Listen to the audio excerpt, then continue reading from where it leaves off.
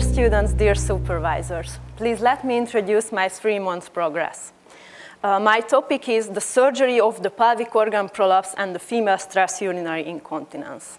My name is Júlia, I work at Urology clinic, and my vision is to reduce the complications of the surgical treatment in this field.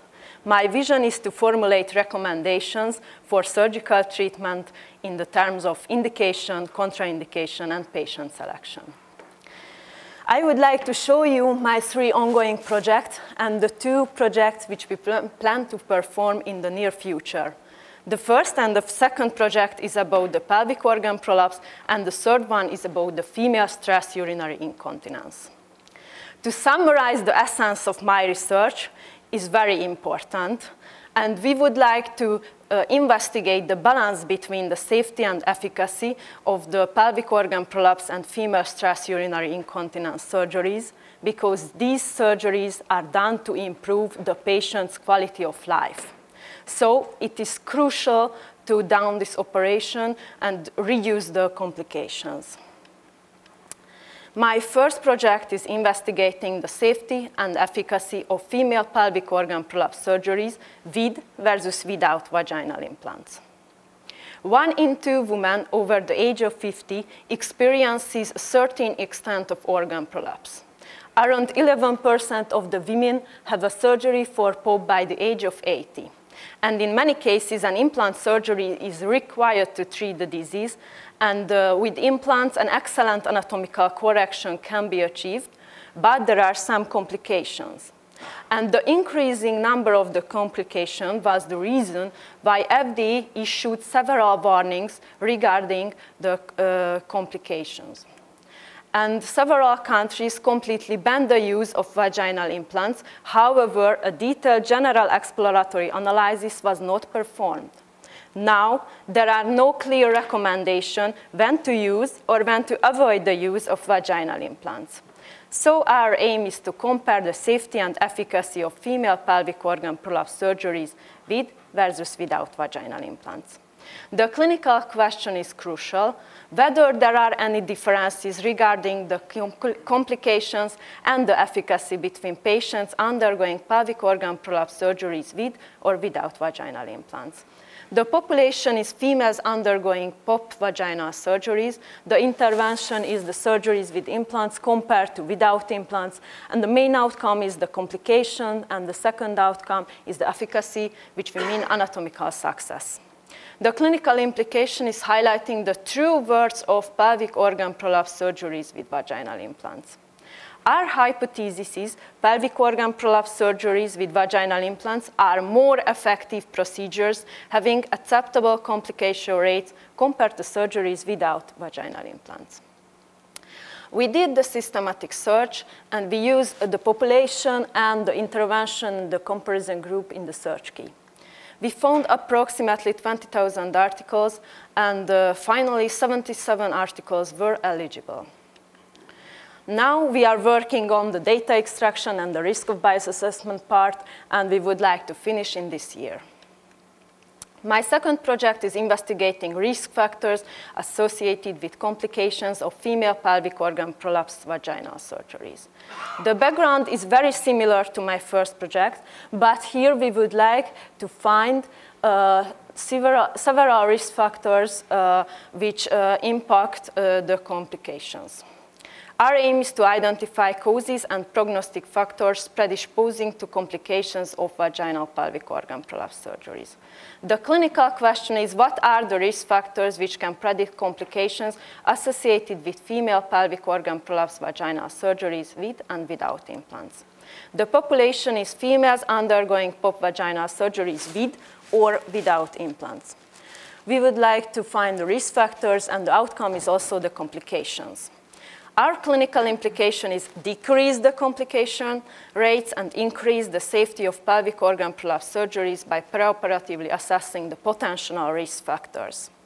We have 2 hypotheses. The first one is there are risk factors which can predict the postoperative complication rates after POP vaginal surgeries, and there are specific risk factors associated with implant-related complications. We also did the preliminary search, and we used the population and the intervention in the search key. Now we would like to finalize the Prospero registration and start the duplication removal.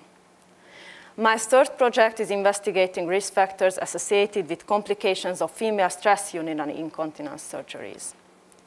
The prevalence of the female urinary incontinence varies 11 to 60%. And the majority of the cases is stress urinary incontinence. And FDA has issued several warnings, not only the POP vaginal surgeries, but also the stress urinary incontinence surgeries with implants. However, the guideline recommend to use the mid-urethral slings with a strong level of evidence 1A. And our aim is to identify the causes and the prognostic factors predisposing to complications of female stress urinary incontinence surgeries. The question is, which are the risk factors that impact the incidence of complications associated with female stress urinary incontinence surgeries? The population is females undergoing sling surgeries. We would like to identify the risk factors, and the outcome is the complication rate. The clinical implication is the same to my second project: decrease the complication rates and increase the safety of female stress urinary incontinence surgeries. Our hypothesis is the mid-urethral slings are still safe and effective to treat the female stress urinary incontinence, and there is correlation between risk factors and complication rates in females. We did the preliminary search, and now we start the Prospero registration. To summarize my project, we would like to finish the first one until May, and we start the second one, and we also want to finish as soon as possible. Thank you for your attention. Let me close my presentation with a quote from William Shakespeare: "Our doubts are traitors and make us lose the good we oft might win by fearing to attempt." Thank you.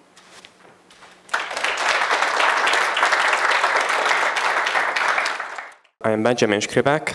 Congratulations for your presentation, and I have only one question. What do you think? What is the main risk factor of complications of these POP surgeries? Thank you. Thank you so much. It is a very important question, and we exactly would like to find this during the research. And we think that the most important risk factor is the operator's surgical experience. It is very important, and nobody investigated this before, so we would like to find some information in the literature about this. But we think that it's crucial. And we can solve the problem with educate the surgeons. May I also have a question? This is very important what you mentioned, but how would we like to measure the surgical skills of the medical personnel? Just the number of operations per year, or yes. Because this is no other measures. Okay. Because no, we know a lot of surgeans who operate too much. No other comparable measure without nice successes, so okay. Yeah. Thank you for your presentation. So, my name is Petrana from Gastroenterology Group. And I just would like to ask, I'm interested, which type of complications you are looking for, if the early, if the late, and if you can say some words about this. Thank you. Thank you so much. It is also very important questions. We would like to find intra and postoperative complications also, and it's very important complication after the implant surgeries, the erosion, the vaginal erosion.